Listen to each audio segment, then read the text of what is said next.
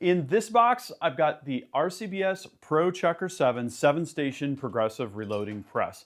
We're going to do a fresh unboxing video, get it set up, talk about features and specs, and load some handgun ammo. Let's do this.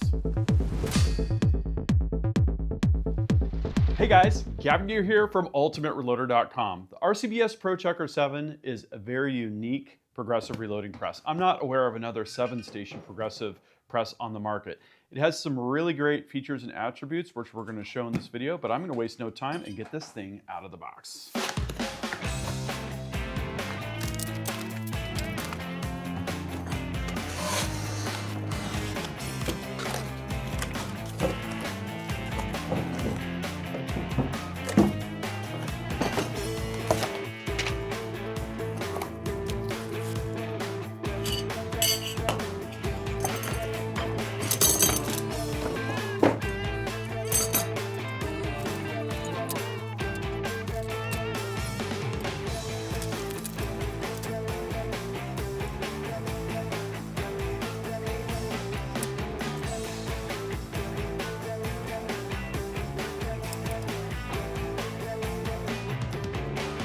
Okay, so everything's out of the box and neatly laid out. Of course, we've got the main press assembly here. We've got a Uniflow powder measure. Nice thing about the Pro Chucker 7 is it holds a full pound of powder.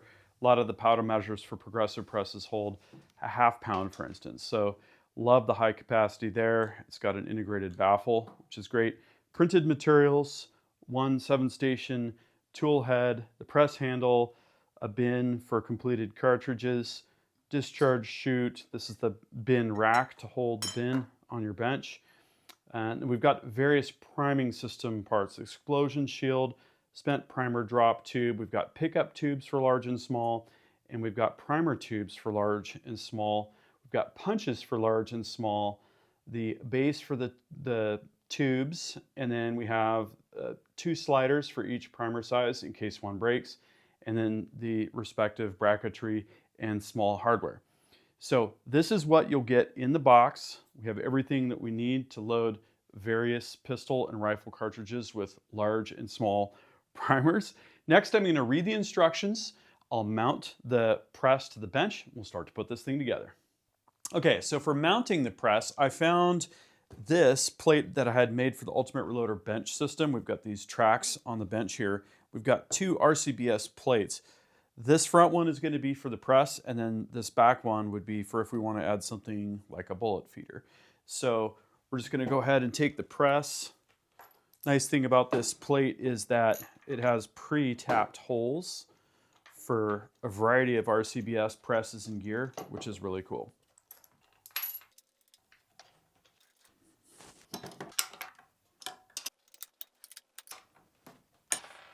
Okay, now that the press is mounted, we're going to take a cutter, remove the zip tie, remove the lockout pin which prevents the press from cycling, and install the handle.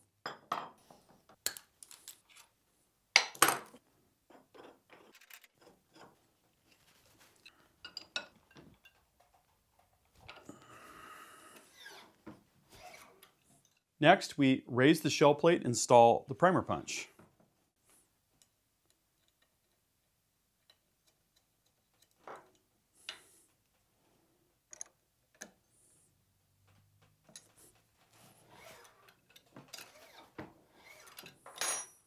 Moving on to the priming system, we're going to next install the primer slider actuator.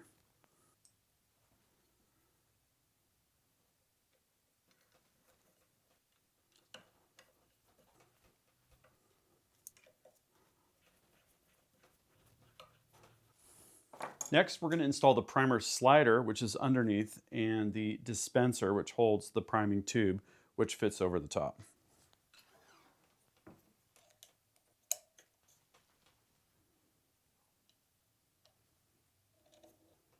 Next, we're going to install the primer slider guide, the explosion shield, the primer tube itself, and the return spring.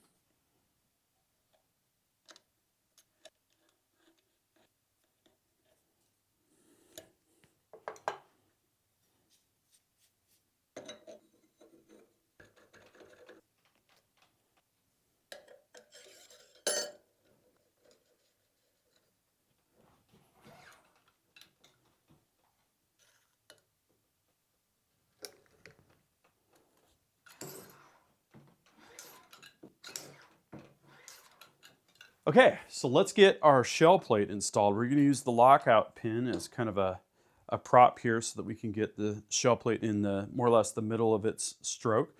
We've got the indexing ball bearing and spring.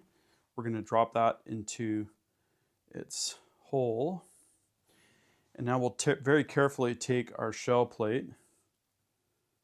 You can see through the cutout here exactly where that needs to go. Okay, that's not hitting anything. We need to make sure that everything's out of the way. Case eject spring, case retention fingers, that kind of thing. And then we're going to go ahead and start to tighten the shell plate nut. Notice that we have a washer there that fits right into a groove in the top of the shell plate. So what I'm looking for is I want to get this tight and then back it off just a little bit so that we have smooth, free indexing. So this is nylock, this nut, which means it's going to stay in place, and that's going to preserve our settings. So let's go ahead and do that. Okay, so let's see how our shell plate is going to move. That feels pretty nice. Yeah, looks like that's going to work just fine. Next, we're going to install or adjust the chute for completed cartridges, the case eject spring, and we'll also push our spent primer tube up into position.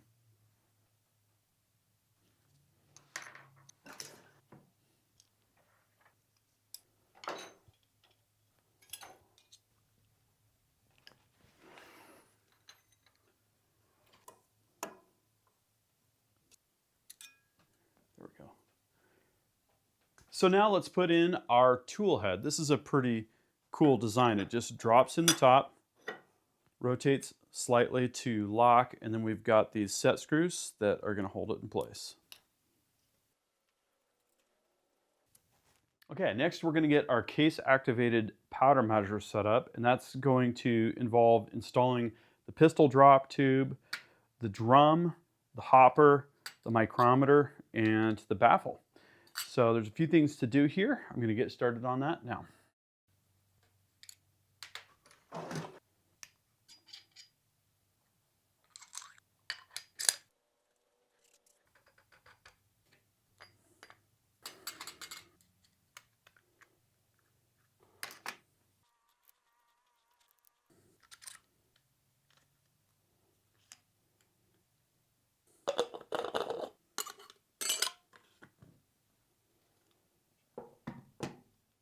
So the powder measures all together. One thing that's really important that I did before I even started this sequence was to clean all of the internal parts with acetone, or you could use some other degreaser. The point is, if you have some of that factory oil preservative anti-rust coating on there and you put powder in, the powder will stick to it and it's going to really throw your powder charges off and you'll have a lack of consistency. So I'm taking a look here at where I want to put the powder measure. We're going to have case insertion and then priming, then expansion. Then I think right here at 1, 2, 3, 4 would be a good spot for the powder measure. So we're just going to go ahead and crank this down and then cycle the press with the piece of brass here in place to confirm that we like how, okay, that's full actuation. Looks like I got that a bit aggressive there. We'll just keep working that in until we get near full actuation. That's actually very close there. That's where we want to be. We want to make sure we have a complete dump of powder each time. And then we'll go ahead and preserve that setting with our lock ring.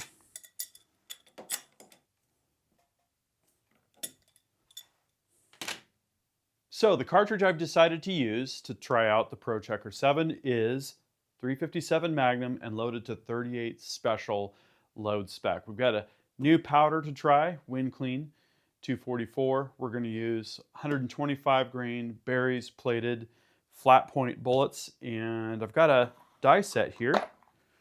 So this is a collection of dies that we had, I think, for multiple sets. We got our sizer deprimer, we've got an expander, and then I'm hoping a bullet seeder. Yes. And so we have a couple different stems in this RCBS set. Here you can see the flat point, and then we've got the round nose as well. So we'll go ahead and get that ready. And I'm gonna go ahead and start to install dies. So we're gonna do our sizing and depriming there in station number 1. Handgun die setup, very easy. Go ahead and run that into the shell plate gently, and then we'll go ahead and tighten our lock ring. That's it for the sizer. And then our expander, I think we're gonna put that right ahead of the powder measure. Looks like I need a lock ring. Okay, and now for the expander, what I'm gonna do is I'm gonna put a piece of brass here, and we'll go ahead and run this down with the ram at the top of the stroke. And I'm just looking for kind of a slight belling here.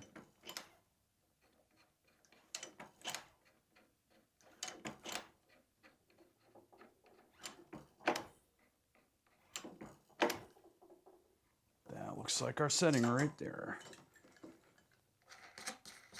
Back that off just a touch. Go ahead and hit our lock ring.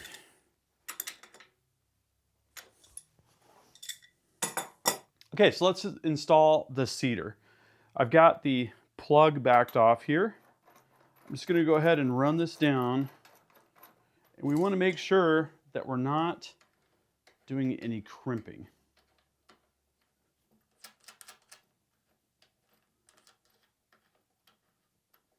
Should feel that. Looks like we still have a crimp there, so that should be good for the die body position. Go ahead and lock the lock ring down. And then now we need to get our bullet seating depth established. So I'm gonna go ahead and run the plug down until it contacts. And now we can look at our crimp groove and just continue to seat right there. I think that's got it. Very good. Okay, we're centered up on the crimp groove there. Go ahead and lock this guy down. Seater is set. Okay, so in addition to the dies that I had on hand, I went out and I got a 38-357 cedar taper crimp die. And what we're gonna do with this is actually a pretty cool setup if you get this. We've got plugs, again, for round nose or for flat point and hollow point. But look at this, it also comes with the spacer to go between 38 Special and 357 Magnum, so that's pretty cool. Okay, so what I'm gonna do is I'm just gonna take the cedar plug out. This is gonna be our dedicated crimp die that we're gonna put in the last station, in station number 7. And so what we're gonna do to get this set up is we've already got our bullet seating die set up. Actually, I need to flare this. Everything in the proper order. Okay, so I have flared case mouth. We're gonna go ahead and seat a bullet at that station. Double check and make sure that we yeah, we're right dead in the middle of that crimp groove. So I like my bullet seating die setup. Now we're gonna just crank this die down until, and what I like to do is just cycle the ram. As we get close, we're just gonna, we're actually, looks like starting to get there a little bit. Just take a look right where that crimp groove is, and we're gonna stop when we like the crimp. Actually, we're getting close now. Yeah, that looks really good. Just got a little bit of a shiny ring here, and our brass is in just a little bit. That should feed real nicely in our revolver. Last step, of course, lock that lock ring in place. This is in a little bit of a tight spot. I don't have my dedicated RCBS die lock ring wrench. It's kind of a tube that goes over the die, which is pretty cool. So we'll just go ahead and do it that way. All right, dies are set up. Now we can load primers, we can load powder, and we'll get it the rest of the way set up and verified. We've got powder and we've got primers loaded. So what I've got here is the RCBS Chargemaster Lite, and we're just gonna use that to validate our powder charge. So we're gonna cycle the press a couple times to get our powder charge settled in. I could tell that's a little shy there, just looking at it visually. And then we'll check it on the scale, make our micrometer adjustments, and we will be off and running shortly.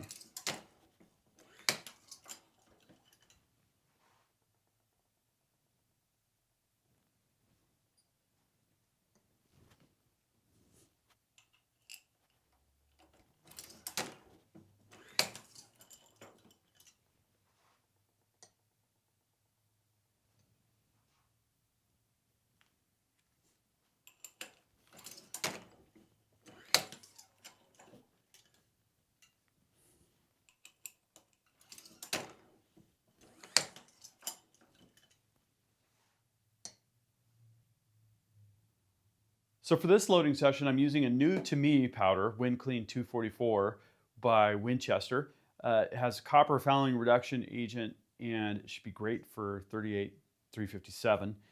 We're using the Berry's 38 caliber, 125 grain flat point plated bullets. Those have got that crimp groove that I talked about when we were setting up our bullet seating die.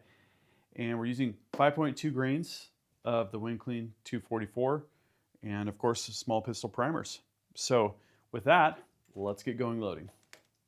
Okay, so I have things up and going. I've loaded a few rounds here, as you can see, and press seems to be running good. So here's the rhythm.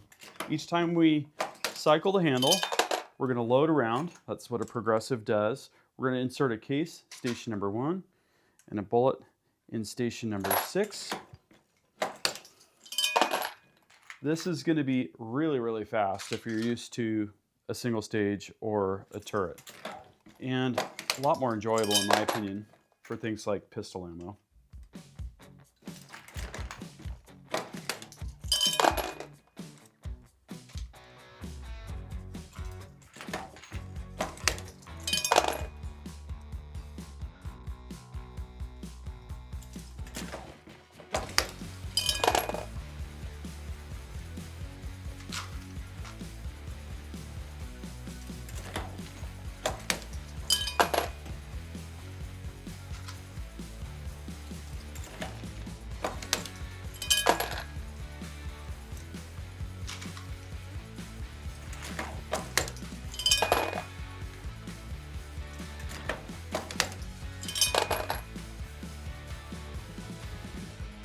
All right, looks like this machine is running good.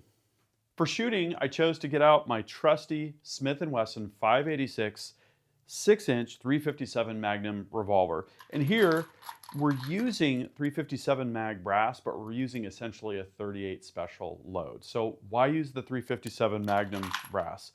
Well, that uses up the entire length of the cylinder, and it prevents the buildup of what you call crud rings. When you shoot 38 specials in a 357, you might suffer a little bit with the accuracy, but also the extra space that would normally be used up with the additional length of the case is just sitting there, basically empty, dead airspace, and it just fills up with carbon and debris. So 38 special loads in a 357 mag case is definitely one of my favorites. We shot the 586 over the chrono, and I had an SD of 25 feet per second, which for this plinking load with plated bullets is excellent. After getting the chrono data, I went down to what we call the industrial yard and shot some steel targets. That was a lot of fun. Low.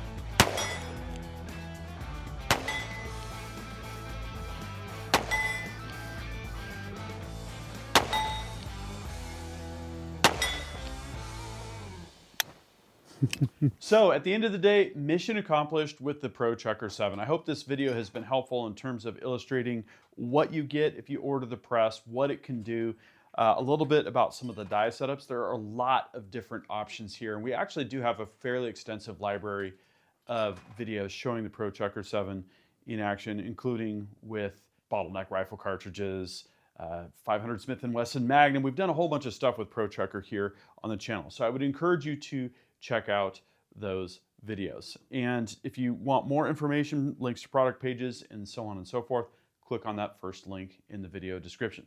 I think I'm going to load up some more ammo so I can do more shooting.